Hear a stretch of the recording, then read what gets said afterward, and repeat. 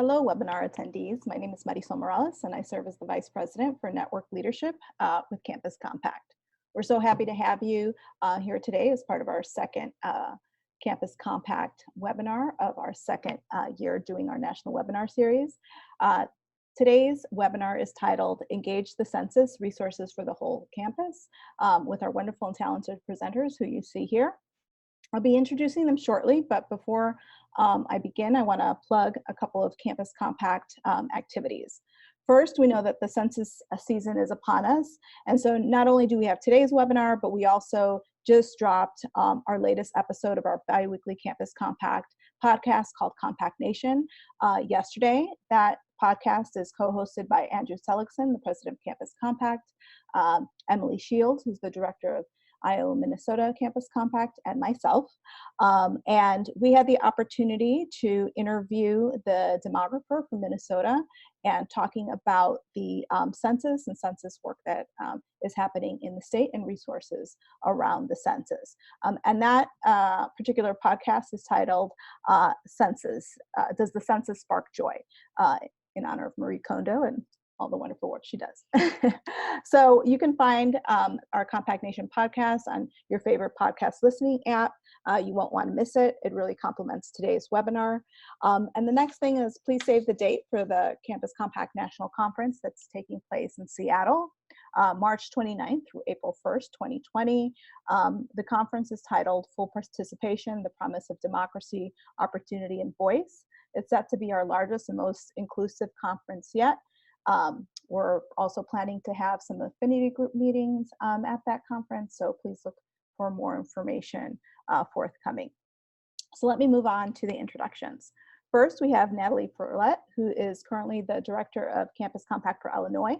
Prior to joining Campus Compact, Natalie spent time building student community ties at Northwestern University as the coordinator of student community service before taking on the role of associate director of the Norris Center for Student Involvement.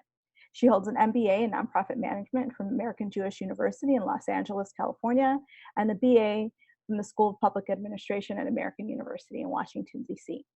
Natalie currently serves on the Governor's Service Illinois Commission and then the board of directors for the Safe Haven Network. Welcome, Natalie. Next, we have Sinda Nichols, who's the director of member engagement and Minnesota operations with Iowa Minnesota Campus Compact. Sinda joined Minnesota Campus Compact in October of 2013. She has a background in counseling, education, and social change work and is experienced trainer and facilitator.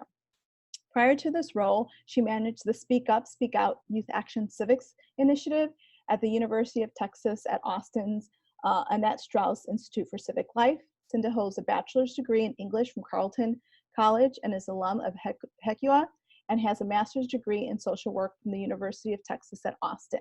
She also views her service with AmeriCorps Vista as a critical component of her education. Next, we have Arienne Falón, who is an associate professor in the Department of Public and Nonprofit Leadership at Metropolitan State University in Minnesota, where she directs the Masters in Advocacy and Public Leadership program. She's done that since August 2017. At Metro, she's been developing new research agenda on adult learners and equity, as well as opportunities for systems change, higher education, and community engagement endeavors.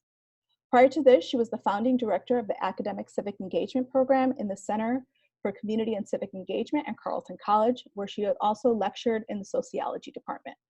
She is the founding program director of Project Pericles at Carleton and led the assessment of civic engagement efforts for the center, as well as supporting faculty develop more than 50 courses yearly across disciplines. In her time as director at Carleton, she organized half a dozen workshops for faculty and staff on civic and community engagement. And finally, we have Dr. Carah Whaley, who's an associate director of the James Madison Center for Civic Engagement at James Madison University in Virginia, where she works in partnership with students, staff, and faculty and community partners to embed civic learning and democratic engagement across campus and through curricular and co-curricular programming. She's also a member of Virginia's Complete Count Commission for the 2020 census. Dr. Whaley has previously worked at the University of Virginia Center for Politics and in the Governing Americas in a Global Era, program at the Miller Center for Public Affairs. From 1999 to 2012, she worked as a research and program director for non-governmental organizations on nuclear and security issues, and traveled around the world to engage with communities on these issues. So as you see, we have an esteemed panel to help walk us through the resources around the Census 2020 that's coming up. And we're so happy to have all of you here on our webinar today. Welcome. Thanks, Marcel. So I'm going to start us off really quickly, but I do want to say one thing. You all as participants are currently muted, so if you have questions for us, feel free to use the Q&A box on the bar below, and we'll try and get to those, either answering them here or typing back an answer to you. Also, there's a bunch of links and stuff in this presentation, so you'll all get a copy of this presentation. We'll email that out when we are done. So I've been asked to talk a little bit about the basics of the census as I start. So Census Day 2020 is April 1st. So every person who is in the United States should be counted on April 1st, 2020, where they live that time. So for all of our college students, well, most of our college students, that will be either their on-campus or off-campus housing that is associated with where they live while they are in school. So for each household, they will get a postcard that comes with a link to an online survey. So something important to remember is this is the first census where there is an online option. In the past, you had 3 options. You could fill out the paper form, you could call in your information, or you could talk to a census enumerator who came to your door. But for 2020, you now have the option of doing online, and they're really hoping that most people take that opportunity. So a postcard will come to your house, you'll fill out the survey online, and it's per household. Anyone who's unresponsive from the online postcard will get a paper form in the mail. And then if they still are not responsive to the paper form, that's when a census enumerator will go to your home. So for each campus, obviously we don't have census enumerators going from door to door in our residence halls. Well, at least not for most folks. So for each campus, a point of contact has been identified by the Census Bureau who's working with them to figure out how to enumerate based on those living in college-owned housing. So that's called the group quarters housing. And someone on your campus is talking to the Census Bureau on how that will work. So either the campus will provide them with all of the information they need, will provide the census with all of the information they need, or they will work with the census to figure out how to get that information from the students. We also, Minnesota put together a brief video that we thought would be a really good introduction, so we will start with that as well. Census Day. Census Day. Census Day is April 1st. April 1st. April 1st. 2020.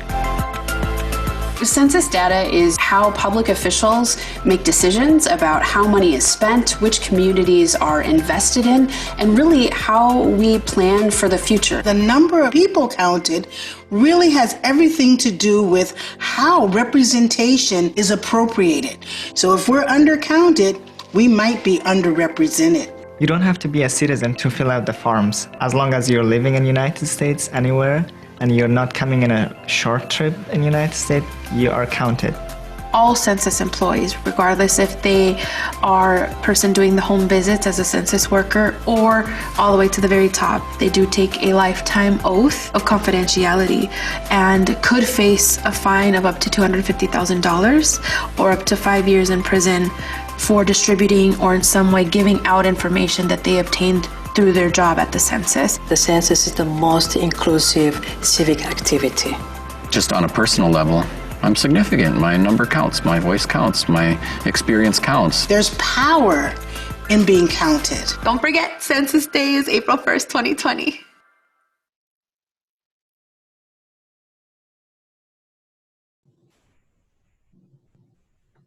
So some of you may not have this question because you're on this webinar, but a lot of times people ask us, why does the census matter?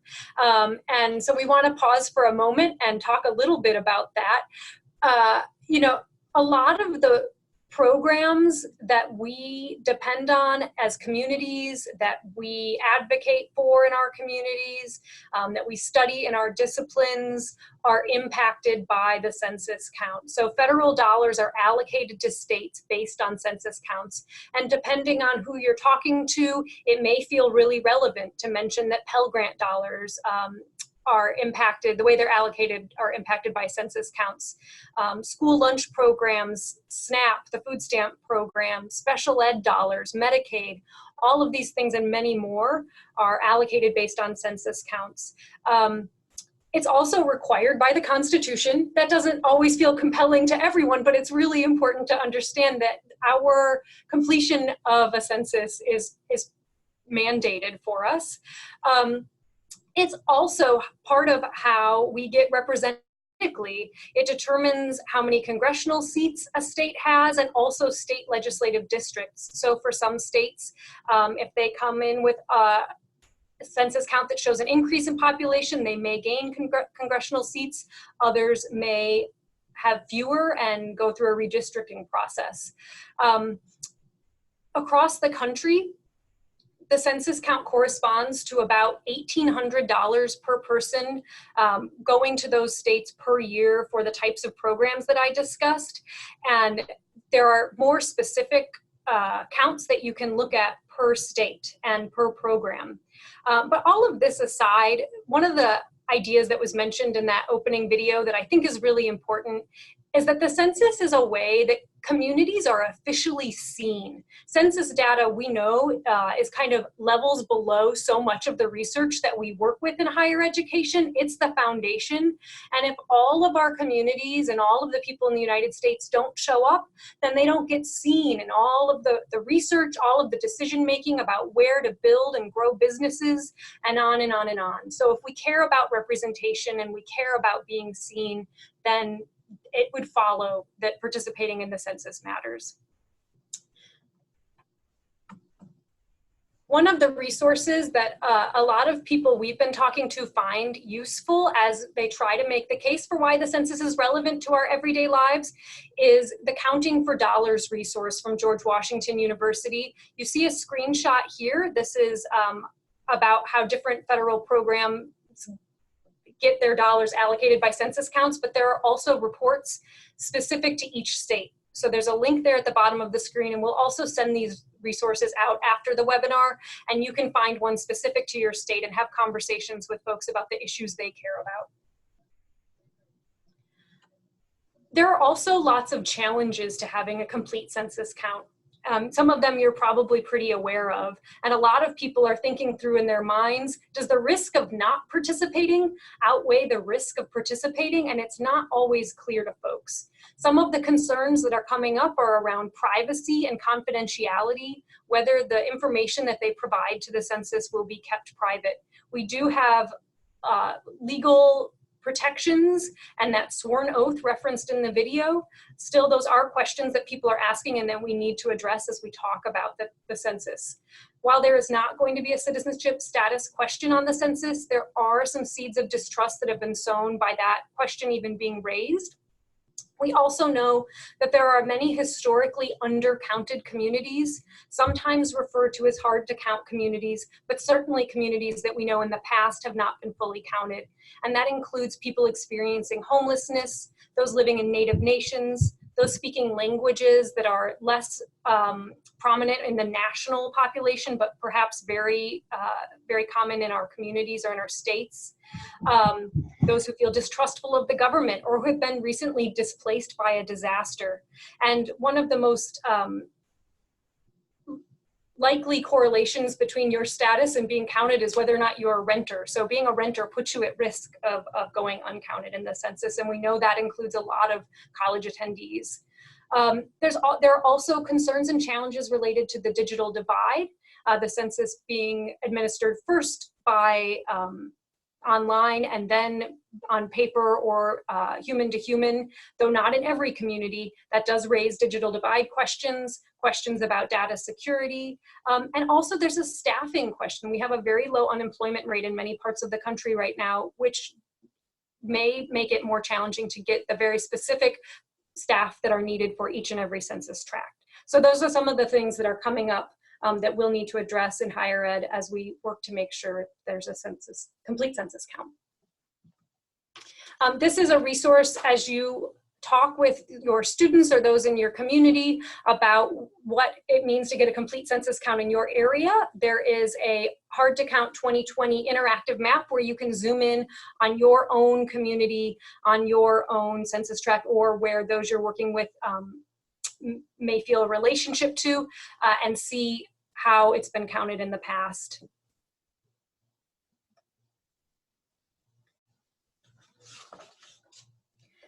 Some of the specific challenges related to higher education that are particularly relevant to us, that students are counted where they live on April 1st, not where they vote or pay taxes. So all the education we do around getting out the vote and students thinking about where they'll vote, it's sort of a different conversation about the census. If students live in university dorms, they may be counted as part of group quarters, but if they live somewhere on their own, they'll need to complete the census forms themselves, and what might have questions about what constitutes a household. International students are counted. Students studying overseas or abroad are not. And also, as Adrienne will touch on more in just a moment, college students we're getting the sense that they don't really understand a lot or know a lot about the census. So there's an education gap that we need to address. As we mentioned, students who are highly mobile or simply renters are more at risk of going undercounted. And at the same time, all of this is a huge opportunity for us to work as campuses to bring census-directed resources back to our home communities. I'm going to turn it over to Adrienne to share a little bit more about that knowledge piece. So I've been involved with census efforts for a couple of years now, and watched in Minnesota as nonprofits went out to understand the hard to count communities' knowledge and attitudes about the census, and thought, if we want to do this in higher ed, we need to do a similar kind of process where we understand what do college students think, what do they know, so that even as we're developing materials, we can do so with a thoughtful approach. So I have partnered with a colleague of mine, Debbie Walzer-Kuntz, who's a biology professor at Carleton College. And together, the two of us have launched this. It's part of a larger project where we ran a Census Institute this summer. But as part of what we did, we designed an IRB-approved study on knowledge of and attitudes about the 2020 census. We currently have actually more than that in terms of participants. We're getting closer to 300, but they're paper copies at this point, so we haven't entered all the data yet. But at this point, we have 207. It's been through Minnesota institutions of higher ed of all types, primarily through classrooms and connections that we have. In the survey, there are 52% female, 43% male, and 5% other, which raises an interesting question since that's not even an option on the census. But as the Minnesota demographer likes to say, the census moves at a slower pace. And so we're hopeful that even this can showcase why the current categories are challenging. Our participants range across cultures, race, and age. And I want to stress that one of the reasons why, to me, this is a deeply social justice project is because doing work on the census can challenge who is a college student. When I first started to do this work, I was told, well, we don't need to worry about the college students. They're counted through their dorms. And while that may be the case for some students, that is certainly not the case for all students, and this provides an opportunity to talk about what is a college student. So what are our findings? So the preliminary ones are, how familiar are you with the US Census? And for this, we based it actually on a question that's being asked, that was asked in a national survey called the CBAMS survey. And what you can see from this is that, that in fact, college students are not particularly familiar, right? They are, there's less than 25% that feel that they are familiar or very familiar. And in fact, this parallels the national study that shows that younger people, now here I'm re-stereotyping, but that younger people are not as knowledgeable about the census. So they themselves recognize that. And then we decided to ask, what do you actually know about the census? What do you know and not know, so that we could understand what we should be giving out as messages? And so, as you can see from the finding here, if you live in the US and receive a census survey, filling it out is, in fact, required by law, which slightly under 30% of our students realize. So right there is an example of a huge knowledge gap that we can bring to our students. So then, so they don't necessarily know that they have to fill it out. And then how do they go about filling it out? And so in fact, college students need information about how to complete the census form. At this point, the answer to, as a college or university student, do you know where you should be counted, is the blue, the 22.3%, which tells us that we have almost 80% of students not sure where they should be counted. So I feel like this simple fact highlights really powerfully why we need to be doing this work on our campuses. And it can be at a global level and also even at a micro level. We have other questions where we ask students what their questions and concerns are. Some students are concerned about safety and information. Others raise more pragmatic questions. I'm about to graduate and move. Where should I be counted? So I think we have to be ready. Or I'm a freshman. Do my parents still count me? So I think that even as we're doing this work, how can we think about both college students as a whole and different kinds of college students and what messages they may need? And then I think, again, do you plan to complete the next census? So 70% or 68% say yes, which means that there's a gap of close to 33%, which tells us that, again, an undercount hurts the communities where college students live, and undercount hurts college students more directly, as Sinda and Natalie have shown with some of the connections. So there's some work there to convince students about how and why they need to participate. I turn it over to you, Natalie. So we're going to go more deeply into sort of what higher ed can do, but this is just a quick slide to kind of give a few ideas of what our role can be. So, there are obviously a number of issues that we've already gone through. So, people don't know why it's so important. Obviously, Adrienne just showed that there's a lot of folks who have a lot of misunderstandings about what the census is. So how is higher ed helping to develop some educational exercises and resources? And we'll provide you with some examples too of folks who've already done some of that, so that you're not reinventing the wheel. Distrust. Students can be liaisons to their own communities, particularly our community college students who are in school in their communities. How do we make sure that we're getting good information to those folks? Staffing is a huge issue. The census is having a lot of problems filling the jobs that they have. I was in one county in Illinois last week where they are only 25% staffed, which means that they don't have enough people to get the information. And again, this is important information for all of our states so that we get the resources we need. People want training. So again, developing resources on how the census works. There's some really fantastic resources already out there, and we'll link to some of those later. And I think those are going to be really important tools for us as we do this work on our campus.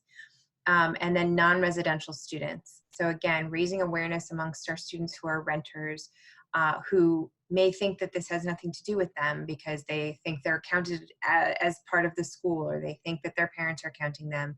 What kind of campaigns can we be doing on our campuses to give them more information?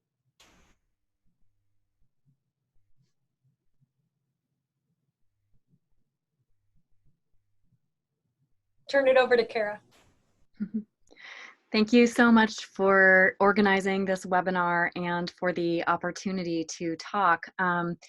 Here at James Madison University, we've been thinking about this for almost a year now. So we're excited to have this opportunity to share and think more broadly about what might work. I don't want to reiterate things that have already been said, but I do want to note that one of the ways that we are approaching our efforts and in discussions with many other campuses across the country is to reach for the most impacted, especially students that are from diverse socioeconomic and demographic backgrounds, as well as first-generation students, because they're the ones that have the most potential to be impacted, and their families likely do as well by the census undercounts. So we are working with our multicultural organizations, sororities, and fraternities. The James Madison Center for Civic Engagement is actually housed in academic affairs, but we also do a lot of co-curricular programming. And so depending on where you're situated within your institution, you might either, I think the most important thing is to develop a coalition that would include both curricular and co-curricular faculty and staff to think about the best ways to reach students. But as has been noted, you know, the key is to emphasize how students in multicultural organizations, sororities, fraternities, or other student organizations can be leaders in educating their own hard-to-count communities. Next slide, please. So our approach is really to think about how we get students, you know, the challenge we've heard already that students don't necessarily know why the census matters. They might not have had this in a civics course before or in a government course before. And so there's a couple of ways that we are thinking about it. There's the direct material interest that they may have in terms of, you know, if you're at a land grant college or a university, but we are really emphasizing that this is going to affect their political representation for the next decade. You know, for campuses like ours that has a campus precinct, you know, one of the things that came up in discussions with our local electoral board is that the census will impact how precincts are redrawn. And so that is another way to show sort of a direct tie. We've also, in some ways, jokingly started to say, your grade is going to depend on whether or not you fill out the census, because, you know, there's an indirect tie here, of course, because, you know, our inferences, our conclusions, our recommendations are only as good as the data that we have. And if we have undercounts, then that will not be valid. But you know, to reiterate a point that was made earlier, you know, our students also have a responsibility to the communities in which we are embedded. And so there is a special responsibility for our campuses to work with our localities. For us, we are working both. We are in the city of Harrisonburg, but we are working both with our city and our county to show that we know that this is a concern, and those concerns are important because we are also in a rural area, and so our students who, you know, as we have housing that is growing out into those county lines, that's going to affect the programs that are outside of the city district. And so I think when students are able to hear that message and how they affect their local community, it helps us to get beyond just our campus bubbles as well. To think about what community engagement looks like and how we should be working with our communities beyond campus. Next slide, please. Of course, we have the challenges, you know, in addition to distrust or concerns over cybersecurity, the question, you know, the seeds of distrust that were sown by the citizenship question. There are other ways in which the census has been politicized, right, in terms of why were some of these strategies pursued to begin with and thinking about what representation should look like. And so one of the messages that has helped is showing that participation is resistance.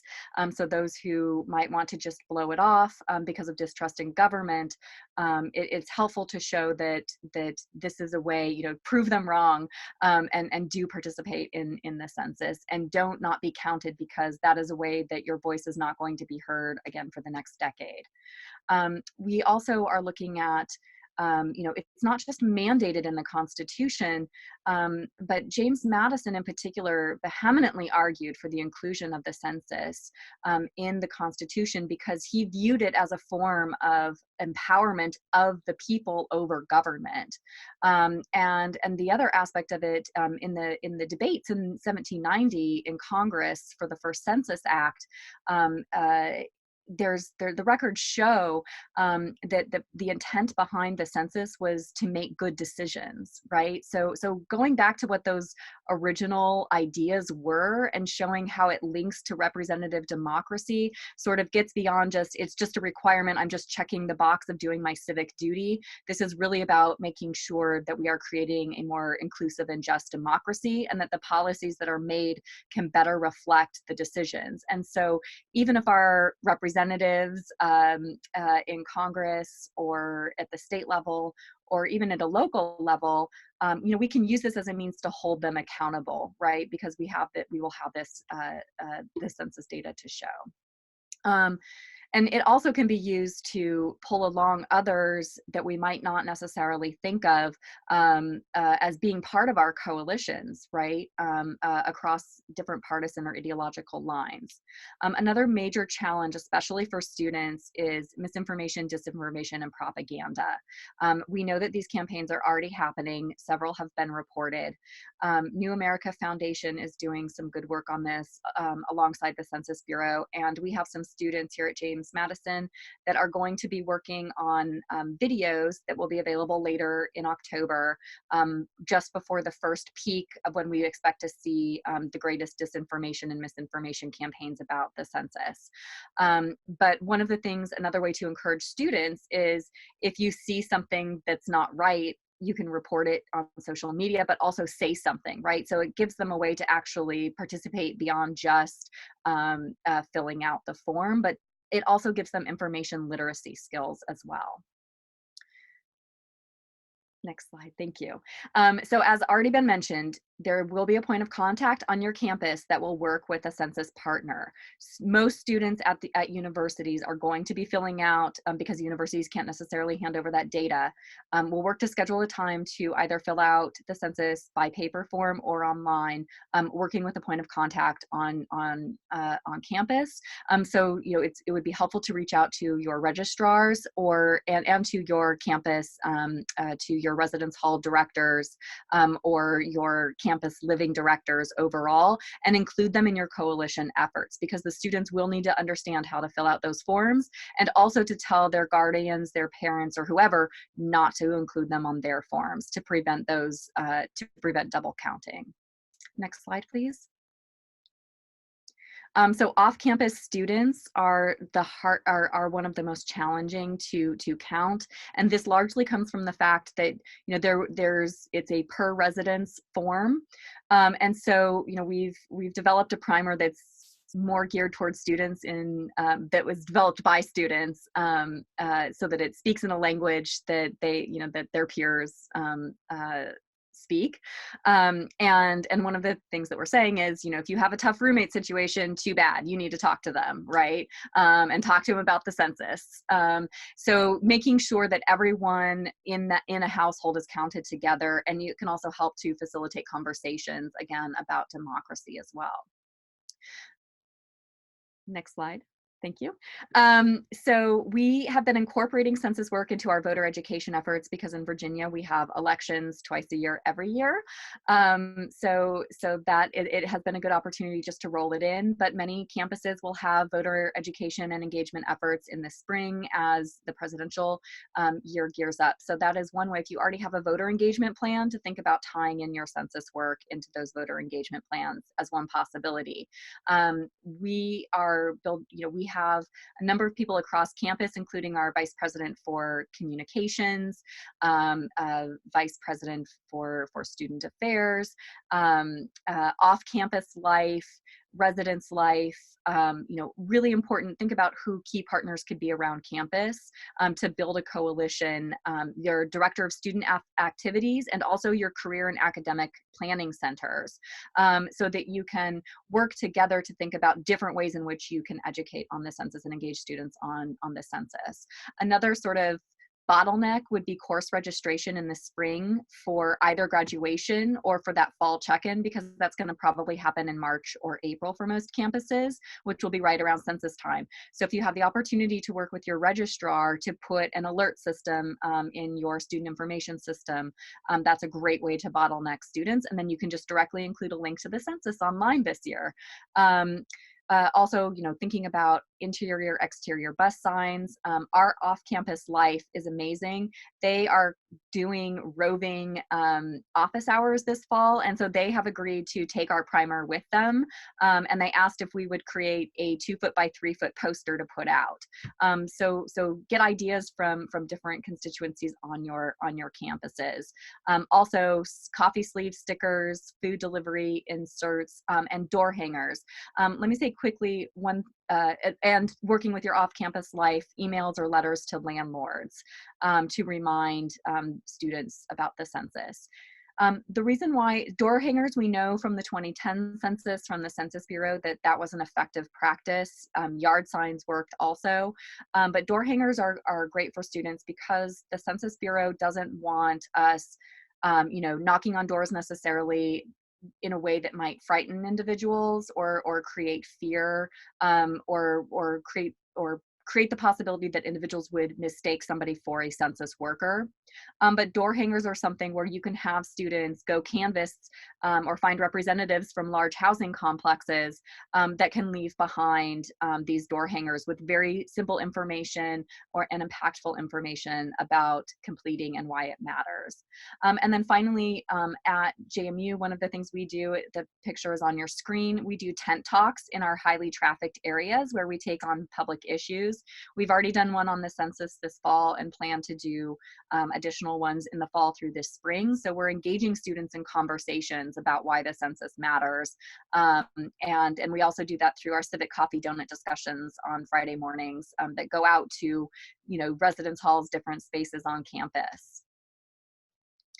I think, again, for us, there's many things that I can say, but it's more impactful when students can actually do this work themselves. And my job, I view my job as being a facilitator and a trainer to make sure that they're equipped with the correct information, but really letting students get out and lead. This is actually a picture from Monday, and we had students do a class visit, which we do on our campuses for voter education, but we will be doing these for the census as well. And so we email all of our general education faculty, and our gen ed program has been extremely supportive. And we know that those class visits are really impactful and worthwhile because we're not relying on somebody to pass a table, but we can really take the opportunity to educate through the process and answer any questions that students might have. And so students also do these class visits, and so they're talking to their peers. Once the form is available online, we will also have a screencast of how to fill out the form, again, to demystify the process.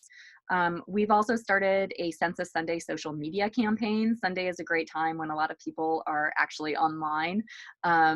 And as a reverend member of our state commission noted to me the other day at our state commission for the census meeting, yes, that means they're also not in church. So Sundays seems to be a good time to reach people through social media. And again, we're trying to put important factual information, but also use social media as a means for deeper engagement, right? You can't just put it on social media and be done with it. Next slide. Finally, I'll just say this is available on our website. A consulting firm worked with Cal State Los Angeles over the summer and has a toolkit, one for administrators and one for campuses. So a lot of how to do this work and a checklist has been created, so there's no need to reinvent the wheel on that, and you can find those on our website. Thank you. And so I'm back to talk about how then to do some work with this in classes. Next slide. And so just one more research slide for you, which is just to realize that students are actually using the census in their courses. Almost 40% recognize this, although I would argue, as Carah just said, that many more are actually doing it, whether they realize it or not. And so I think as we think about how do we bring the census into classes, we have had incredible success so far at Metro State doing this, and I'm going to talk about that a little bit more next slide. And so I want us to think about ways to bring in the census in a light way and in a deep way. And so some census light ways to think about this. Was in Debbie Walzer-Kunz's class. If you're doing an immunology class and you're showing a map, how can you then point to the sources for the map and connect it back to the census? So that through doing this kind of activity, you're just simply raising awareness about the census. Another is to include census information as part of a course project. In the past, I've taught a introduction to sociology class, where students were asked to reflect on theories that they were reading and look at the census data to support their claims. Again, that begins to show students the power of census data, so that then when they are asked to complete, they're familiar with it, they know that they've used it. You can also use the census as part of your teaching. So if you think about a women's studies class, a professor here at Metro has proposed doing this, thinking about gender on the census in a women's studies class, and how does that gender dynamic continue to inform different census forms, and how has the census evolved historically. Finally, if you're interested, we are still welcoming participation in our census study, and if you would like to do that, you are welcome to email me, and I will fill you in on how you can have your students do this 10-minute survey as an introduction to the concept. Then there is Census Deep, if we go to the next slide. And Census Deep is where you then do far more and ask more of the students. So you can engage students in creating exhibits. Again, a public health class where they did an exhibit about the census and public health. How does census funding affect WIC and other programs? And students, through doing this and then representing it for others, can learn. You can also involve students in education and mobilization efforts on and off campus. In the case of Metro State, it has 11,000 students, none of whom live in dorms. So it's a whole different kind of strategy to think about how you reach students, and the only common space, which is not exactly common, is the classroom. So this fall, a political science class here taught by Matt Filner on citizenship is both visiting other classes. They facilitated a Constitution Day citizen dialogue on the census, and they will be going out to do presentations in their communities on the census. And then you can also have students develop education and mobilization materials. Another class here at Metro State is a social media course that is currently developing Twitter and a whole host of different new technologies with census messages. I also want to point to the fact that the Minnesota Demographer is currently also producing another piece on college students that will be available in October that can be used.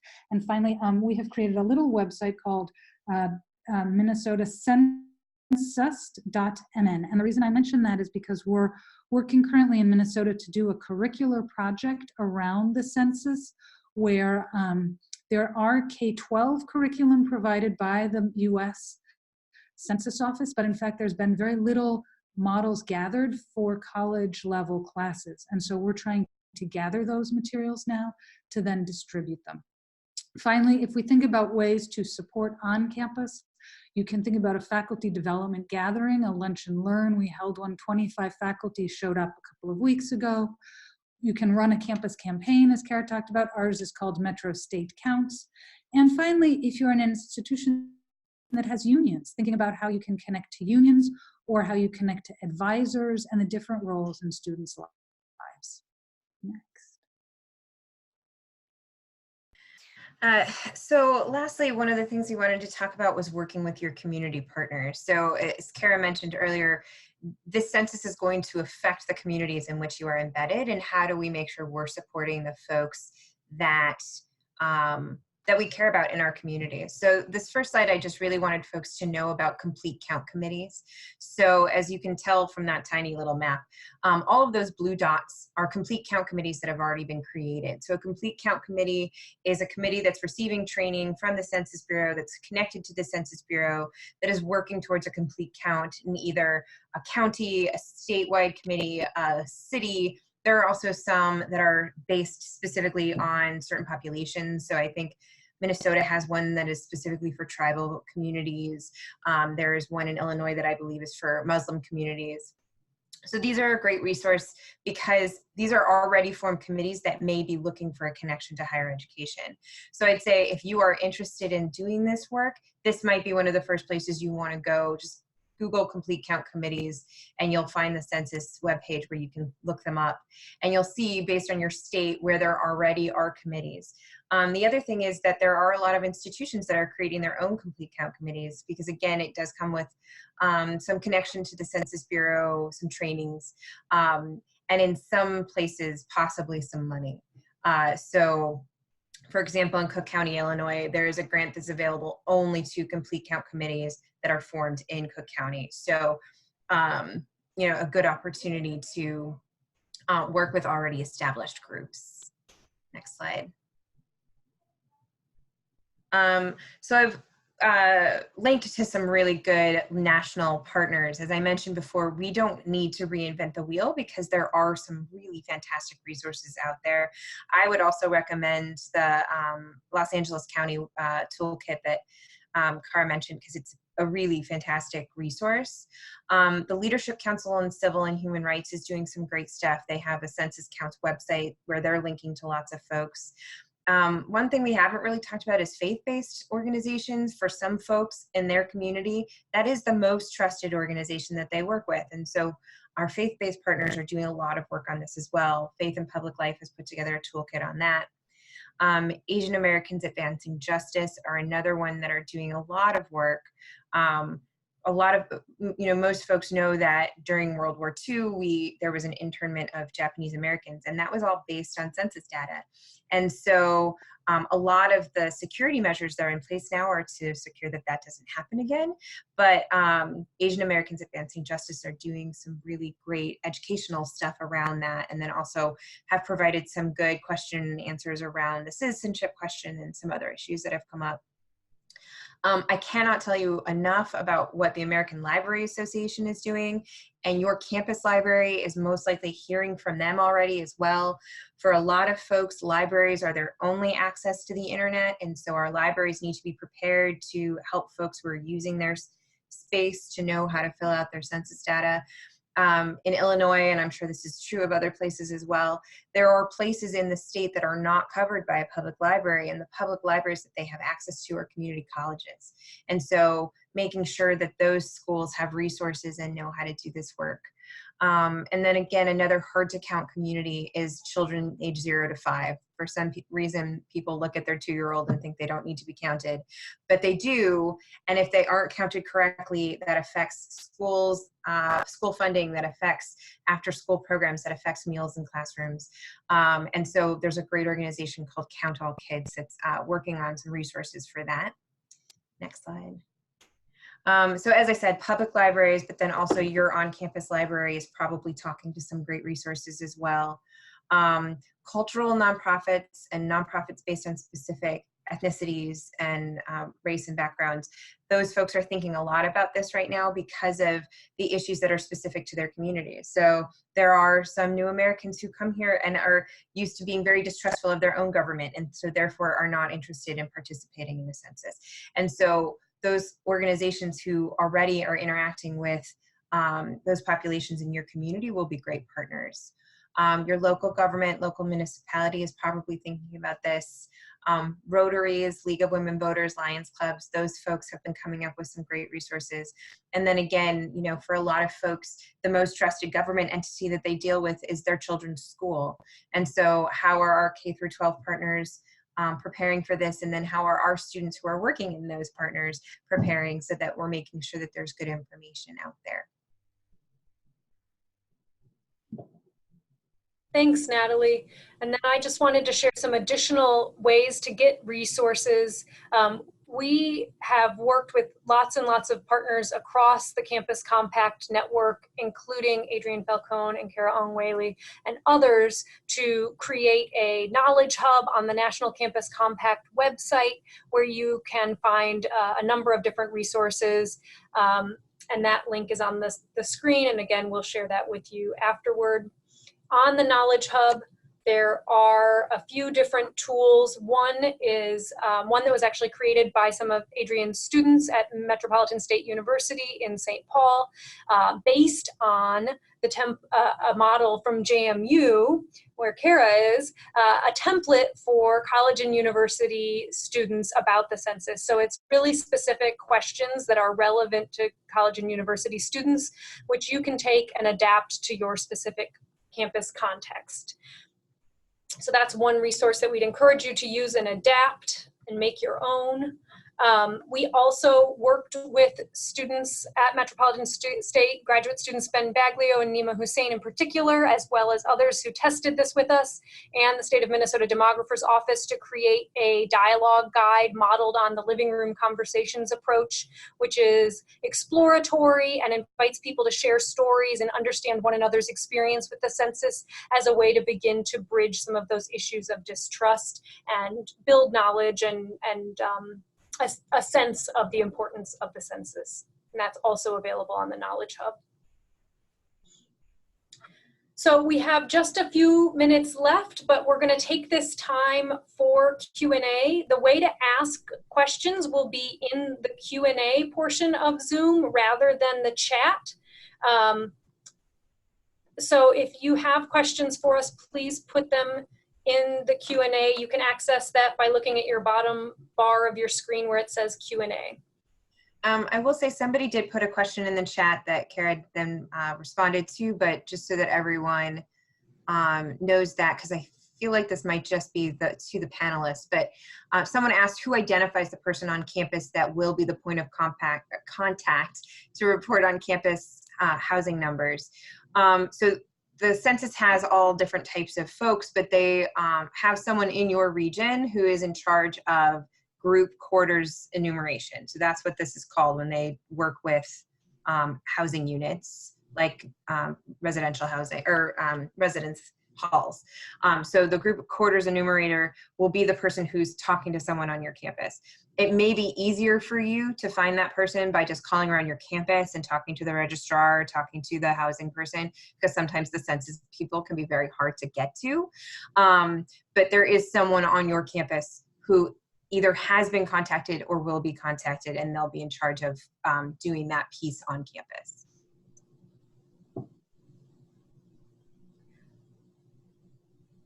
Okay, so we have a question about undocumented students and whether they should be encouraged to fill out the census, noting that the Constitution does say that the census is to count all people in the United States without regard to their citizenship status.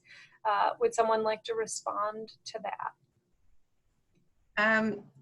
So again, I feel like Sinda may be one of the better people to talk about this because I think she has some really great insight, but I think our goal here is to really educate folks as best as we can and give them all the information they need to make the decision that is best for them. You know, an undocumented student who doesn't fill out the online form may get an enumerator at their door. Is that going to be more uncomfortable for them than filling out the form? So I think, you know, really a lot of the resources I've seen put together by community partners and others around the undocumented question is really more about what makes the most sense for you and your household, and how do you weigh those options. So I would say maybe you shouldn't be telling the undocumented student what they should do, but you should be sending them to the resources that give them as much information as possible to make a decision that feels good for them. And you know, saying that as someone who believes very strongly in the census and I want everyone to be counted, but I also want to respect their autonomy. Can I just add a very quick side note to that, is that if the residence is at school and not necessarily at home, enumerators won't be fielded till summer. Right. And a couple of other points. I think the other question is, what role can institutions play to help protect? So I know that in Minnesota, institutions of higher ed are also partnering with our state attorney to figure out what kind of system can be put in place. So I think, again, the partnership question becomes relevant there. And I think the way that I've heard folks from the demographer's office handle it is that you should fill out as much as you are comfortable filling out. And the more that you can do it early, the less likely you are to see an enumerator. Mm-hmm. And the last thing I'll say about that is the importance of trusted messengers and making sure that we as people affiliated with higher education institutions are really aware of the history and reputation of the institutions that we bring with us and our students bring with us wherever we go, and ensure that if we're not going to be a trusted messenger, that maybe we don't deliver that message and instead work with and support our partners who are well situated to have that conversation, and just being really focusing on the self-awareness there. Mm-hmm. We have another question about whether there's been any language developed for students or other community members who identify outside of a gender binary, and how they can be supported in completing the census in a way that might minimize harm to them. Does anyone have any knowledge or resources on that? Yes, so we, the Census Bureau is working to develop a more inclusive gender question for the 2030 census. It did not make it into the 2020 census. Here, again, it's very similar to the response to the last question, which is, you know, you can complete the form as much as you would like, and you can skip that question, right? That is the position we're taking. If you're not comfortable filling out that question, you can just skip it. And again, I think it's also a partnership question between our institutions and our students. Mm-hmm.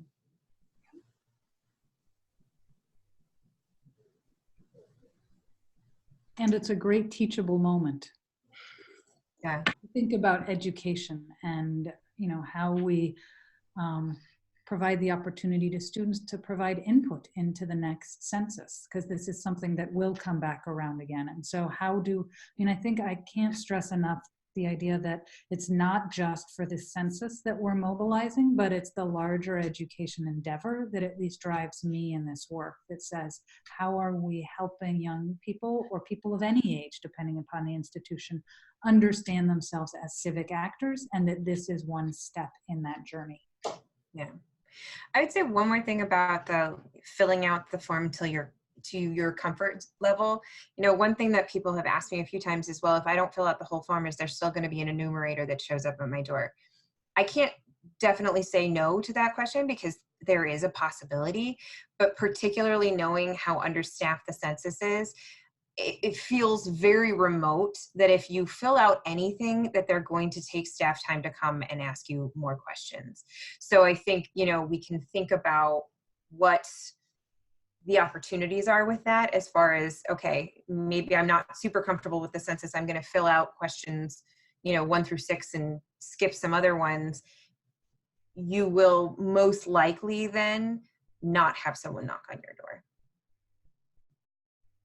And we don't know. We don't know that, right? I mean, these are, at this point, I think another dynamic with all of this census mobilization work is that this is not the heart of any one of our jobs. We're all people who are doing our best to learn as much as we can about this and make decisions based on our roles and the knowledge that we have. But there's a lot that we just don't know. With that, I'll turn it over to Marcel. Yeah, well, thank you all for sharing your knowledge and resources with us. I think, you know, thinking about the importance of the census, especially now, and the important role it plays in helping to sort of be a foundation for our democracy, you know, makes us or puts us in a position to think about how we connect the census, you know, all throughout the decade, not just in the years that it comes up. And I think I just realized the last day of our national conference actually falls on April 1st. So we'll definitely do a big push and encourage people to fill that out.